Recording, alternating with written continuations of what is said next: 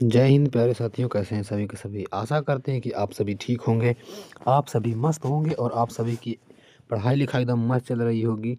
मैं आपका प्यारा दोस्त एस कृष्णा आज लेकर चला आया हूँ हिंदी का एक और नया वीडियो। हिंदी की आज की इस वीडियो में हम जानेंगे हमारे गद्य खंड के अध्याय 4 जिसका नाम है अर्धनारीश्वर। अर्धनारीश्वर का अर्थ क्या होता है हम सबसे पहले इसे समझ लेते हैं। अर्धनारीश्वर का अर्थ होता है कि आधा नर, ठीक है, आधा नर, आधा नर। और आप लोग ना बहुत ज़्यादा मान देते हैं आधा नारी, तो आधा नर और आधा ईश्वर होता है रे, आधा नर और ईश्वर आधा ईश्वर, तो अर्धनारीश्वर होता है इस तरह से, ठीक है।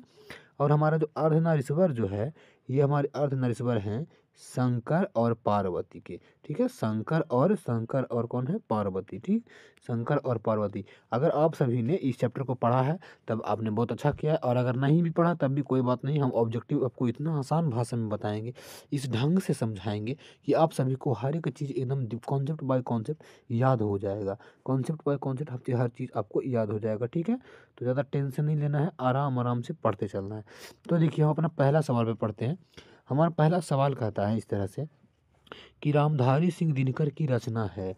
और इधर देख लीजिएगा क्वेश्चन, हम आपको वही सवाल करवाएंगे जो कि वीवीआई है और जो कि पूछा है और जो कि पूछने लायक है, वही सवाल हम करवाएंगे। तो इधर देखिएगा दो सब बार पूछा है ये वाला क्वेश्चन, 2014 में और 2023 में, ठीक।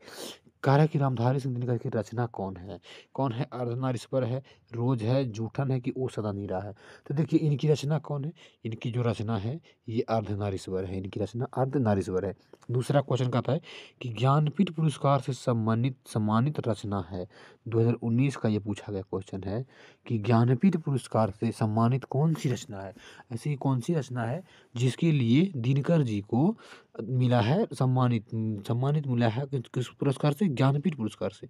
चैप्टर हमारा ऑप्शन है उर्वशी, रेणुका, कुरुक्षेत्र, कुरुक्षेत्र, इनमें से कोई नहीं। तो हमारा सही आंसर क्या होगा। तो देखिए एक चैप्टर उर्वशी जो इनकी रचना है, उर्वशी के लिए इनको दिया गया था ज्ञानपीठ पुरस्कार। इन्होंने उर्वशी को इतना अच्छा लिखा है कि जिसके लिए इन्हें ज्ञानपीठ पुरस्कार से सम्मानित किया गया। अगले क्वेश्चन की ओर बढ़ेंगे। अगला क्वेश्चन हमारा कहता है कि दिनकर जी की कौन सी रचना जो है, दिनकर जी की कौन सी रचना कौन सा पुरस्कार दिया गया है। दिनकर जी को कौन सा पुरस्कार दिया गया है, पद्मश्री, पद्म भूषण, पद्म विभूषण की पद्म, कौन सा पुरस्कार दिया गया है।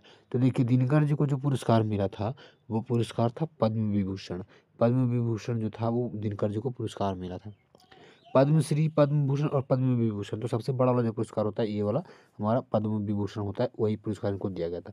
अगले क्वेश्चन की ओर बढ़ेंगे। अगला क्वेश्चन कहते हैं कि अर्धनारीश्वर कल्पित रूप है। अभी आपको हम बताए थे कुछ देर पहले, ठीक है। अर्धनारीश्वर कल्पित रूप है।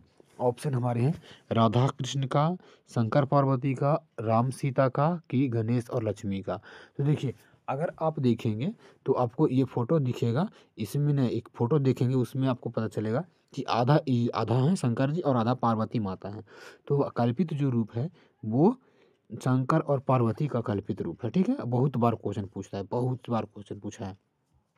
अगले क्वेश्चन की ओर बढ़ेंगे। तो अगला क्वेश्चन हमारा इस तरह से है कि अर्धनारीश्वर शीर्षक पाठ के लेखक कौन है। अर्धनारीश्वर शीर्षक पाठ के लेखक कौन है, अर्धनारीश्वर के लेखक कौन है। और इस चीज़ को देखिए कितना बार पूछा है दोस्त, गर्दा छोड़ा दिया है, इतना पूछा है क्वेश्चन को, देखो 3 बार पूछा है। अगर आपको डाउट हो कि हम गलत पढ़ा रहे हैं या गलत बता रहे हैं, झूठ लिखे हैं, तो आप एक बार क्वेश्चन बैंक में जाकर देख लीजिएगा। 3 बार पूछा है, बहुत वीवीआई क्वेश्चन है, बहुत ज़्यादा वीवीआई एकदम टोटली वीवीआई क्वेश्चन जितना है हम सारा क्वेश्चन आपको करवा देते हैं। तो आप इसी तरह से तैयारी करेंगे अपना बेहतर रूप से। आप चैनल को सब्सक्राइब कर लीजिए, वीडियो को लाइक कर दीजिए, दोस्तों के साथ शेयर कर दीजिए। और हम बहुत जल्दी आपके लिए सब्जेक्टिव भी लेके आएंगे, ठीक है। हिंदी का सब्जेक्टिव और फिजिक्स का सब्जेक्टिव, बायो का सब्जेक्टिव सारा लेके आएंगे, टेंशन नहीं लेना है, ठीक है। और 10th का भी हमारा क्लास चलता है, तो चैनल को सब्सक्राइब कर लीजिए। कह रहा है कि अर्धनारीश्वर शीर्षक पाठ के लेखक कौन है।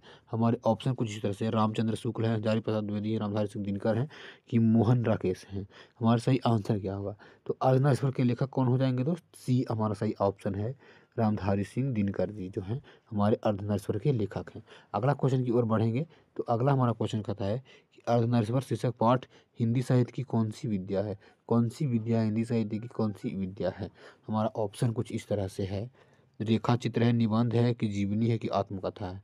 तो देखिए अगर ये लेखन की बात करी जाए तो ये लेखनी है, निबंध, ये लेखन है, निबंध, ये एक प्रकार का निबंध है। ठीक है, अगला क्वेश्चन की ओर बढ़ेंगे तो अगला हमारा क्वेश्चन है कि रामधारी सिंह दिनकर किस विश्वविद्यालय से रामधारी सिंह दिनकर किस विश्वविद्यालय से किस विश्वविद्यालय से के में उप कुलपति के पद पर रहे हैं? किस विश्वविद्यालय में ये गए थे जहाँ पे ये उप कुलपति के रूप में रहे हैं? कौन से विश्वविद्यालय हैं? भागलपुर विश्वविद्यालय, रांची विश्वविद्यालय, पटना विश्वविद्यालय की पाटलिपुत्रा विश्वविद्यालय?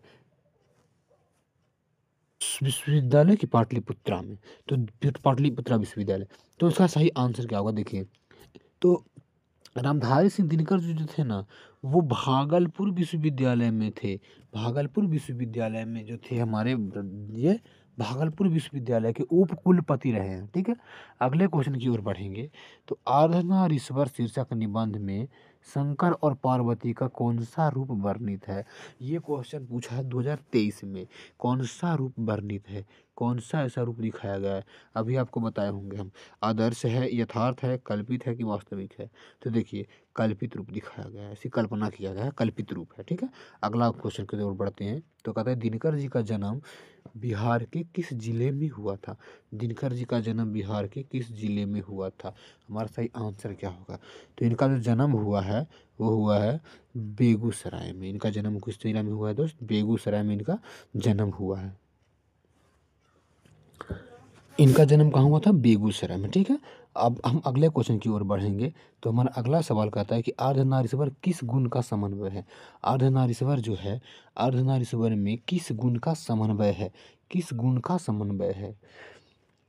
किस गुण का है? ऑप्शन हमारे कुछ इस तरह के हैं, ऑप्शन हमारे हैं इस तरह के कि नारी के गुण का है, पुरुष के गुण का है, कि नारी और पुरुष दोनों के गुण का है, कि इनमें से कोई नहीं।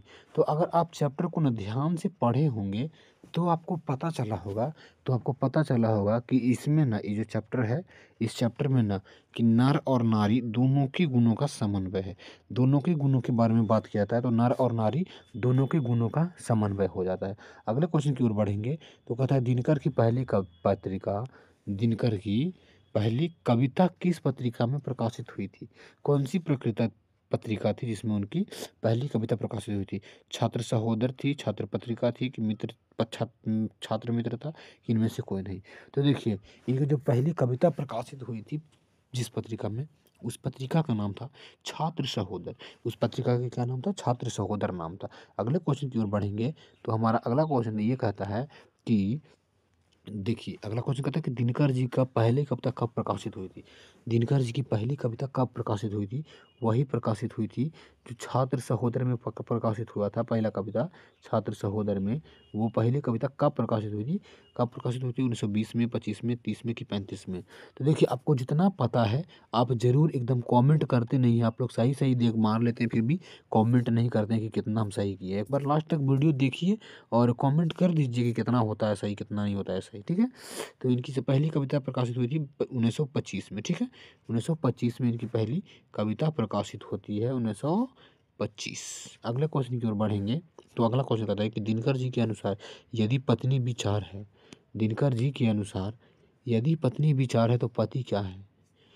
सॉरी, दिनकर जी के अनुसार यदि पति विचार है तो पत्नी क्या है?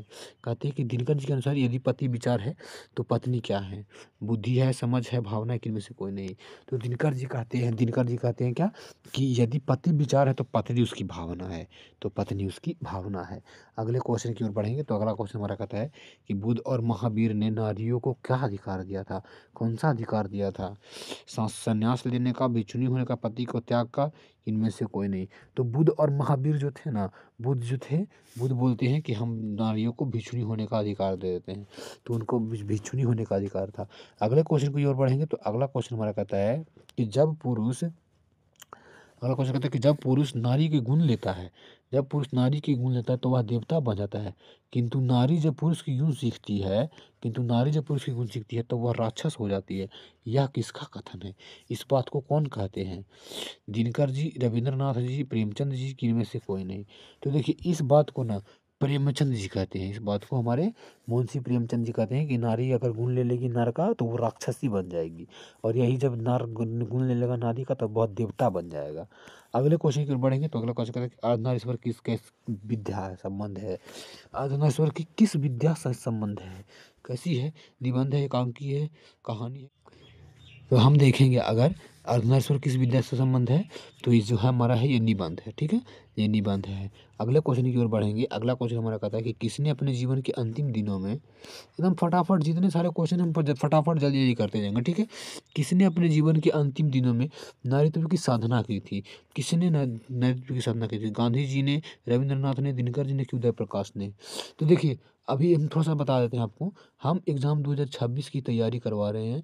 एग्ज़ाम 2026 में कैसे भी करके एकदम 400 नंबर, 450 नंबर लेके आना है। उसके लिए आपको ऑब्जेक्टिव मजबूत होना चाहिए, और हम ऑब्जेक्टिव पर ही फोकस कर रहे हैं। जितना ऑब्जेक्टिव पूछेगा सारा का सारा यहीं से आएगा, इससे बाहर एक भी नहीं आएगा। तो आप ना चैनल को सब्सक्राइब कर लीजिए, और आप वीडियो को लाइक कर लीजिए, दोस्तों के साथ शेयर कर दीजिए, ताकि उनको थोड़ा हेल्प मिल जाए, वो भी एग्ज़ाम में बढ़िया नंबर ला सकें। देखिए अब ये कह रहा है कि जीवन के अंतिम दिनों में ना गांधी जी ने इन नारीत्व का साधना किया था, और ये बात जो है उनकी गांधी जी की एक पोती ने बताई थी, अपनी एक डायरी में बताया था। ठीक है, अगला हमारा क्वेश्चन है कि अर्धनारीश्वर रूप जो है, अर्धनारीश्वर जो शंकर और पार्वती का जो रूप है वो किस प्रकार का रूप है? यथार्थ है, कल्पित है, वास्तविक है कि आदर्श है? कौन सा है? तो हम बताए अभी पता है कि ये कल्पित रूप है। और ये कैसा रूप है? ये कल्पित रूप है। अगले क्वेश्चन की ओर बढ़ेंगे तो अगला हमारा क्वेश्चन कहता है कि प्रेमचंद के अनुसार जब पुरुष के गुण सीखती है नारी तब वह क्या हो जाती है? आकर्षक, साहसी, कोमल की राक्षसी? प्रेमचंद जी के अनुसार जब पुरुष के गुण नारी सीखती है तब वह राक्षसी हो जाती है। तब वह क्या हो जाती है? राक्षसी हो जाती है। अगले क्वेश्चन की ओर बढ़ेंगे तो अगला हमारा क्वेश्चन कहता है कि निम्नलिखित में से कौन सी रचना दिनकर जी की नहीं है? निम्नलिखित में से कौन सी रचना दिनकर जी की नहीं है? हमारा ऑप्शन है उर्वशी,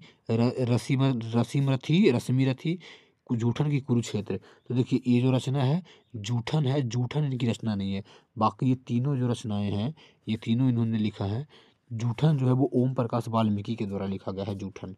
अगले क्वेश्चन की ओर बढ़ते हैं तो कहता है हमारा अगला क्वेश्चन कि निम्नलिखित में से कौन सी रचना दिनकर जी की है? इस पर कौन सी रचना है जो इनकी है? सर्दियों का संताप, परशुराम की यात्रा, कि दरियाई घोड़ा, की रसातल यात्रा? तो देखिए अगर हम सही आंसर की बात करेंगे तो हमारा सही आंसर हो जाएगा परशुराम की प्रतीक्षा। परशुराम की प्रतीक्षा को इन्होंने लिखा है। ठीक है, अगले क्वेश्चन की ओर बढ़ेंगे तो अगला क्वेश्चन हमारा कहता है कि युद्ध और शांति की समस्या पर लिखी गई काव्य कीर्ति है। मतलब युद्ध और शांति की पर लिखा कौन सा काव्य कीर्ति है? हमारा ऑप्शन है नील कुसुम, कुरुक्षेत्र, द्वंद्व गीत, की रश्मि रथी? हमारा सही आंसर क्या होगा? तो देखो युद्ध और शांति कहाँ होता है? तो युद्ध और शांति होता है कुरुक्षेत्र में। कहाँ होता है? कुरुक्षेत्र में। तो हमारा सही आंसर हो जाएगा कुरुक्षेत्र। सही आंसर क्या हो जाएगा? कुरुक्षेत्र है। जो कुरुक्षेत्र है वही युद्ध और कुछ शांति पर लिखा गया है। ठीक है, अगले क्वेश्चन की ओर बढ़ेंगे तो अगला एकदम इजी क्वेश्चन है, हल्का, सबसे हल्का है। सबसे हल्का क्वेश्चन है कि गांधारी किसकी माँ थी? दुर्योधन की माँ, कृष्ण की माँ, अर्जुन की माँ, की बलराम की माँ? तो देखो गांधारी जो थी वो किसकी माँ थी? दुर्योधन की माँ थी। गांधारी दुर्योधन की माँ थी। ये क्वेश्चन भी कभी कभी टाइप कर देता है बोर्ड में, B S E B exam 2026 में इंटर में अभी करता छोड़ा देना नंबर के दोस्त। अगला क्वेश्चन की ओर बढ़ते हैं तो प्रेमचंद जी थे मुख्य रूप से क्या थे? गीतकार, कथाकार, फिल्मकार की संगीतकार? देखो प्रेमचंद जी जो थे ना, ना तो वो गीतकार थे, ना ही वो फिल्मकार थे, और ना ही संगीतकार। वो ज़्यादातर ना कथा ज़्यादा लिखते थे, कहानी वानी ज़्यादा लिखते थे। तो इसलिए हमको इनको कह सकते हैं कि ये कथाकार ज़्यादा थे। ये एक प्रकार के बहुत बड़े कथाकार थे। अगला क्वेश्चन की ओर बढ़ेंगे जो कि हमारा आखिरी क्वेश्चन है आज का। आज का हमारा लास्ट क्वेश्चन है कि दिनकर का जन्म कब हुआ था? दिनकर जी का जन्म कब हुआ था? हमारा ऑप्शन है 23 सितंबर 1908 को, 22 दिसंबर 1912 को, 28 सितंबर 1911 को कि 25 सितंबर 1913 को? हमारा सही आंसर क्या होगा? तो देखो, दिनकर जी का जो जन्म हुआ था वो हुआ था 23 सितंबर 1908 को इनका जन्म हुआ था। किस जिला में? बेगूसराय में इनका जन्म हुआ था। ठीक है, बेगूसराय में इनका जन्म हुआ था। तो हमारे पास यही हमारा 25 क्वेश्चन था। हमारा यही 25 को क्वेश्चन था। आप लोगों ने 25 में से कितने सही किए हैं? 25 बटे कितना किया है? आप एक बार कमेंट बॉक्स में ज़रूर टाइप कर दें, कमेंट में ज़रूर बता दीजिए कि आपने कितना सही किया है और क्या हमें ऐसी वीडियो लेके आना चाहिए कि नहीं लेके आना चाहिए। एक बार आप ये बात भी ज़रूर कमेंट बॉक्स में बता दीजिएगा, ठीक है। तो आज के लिए इतना ही, मिलते हैं आपसे अगली वीडियो में। तब तक के लिए जय हिंद, जय भारत।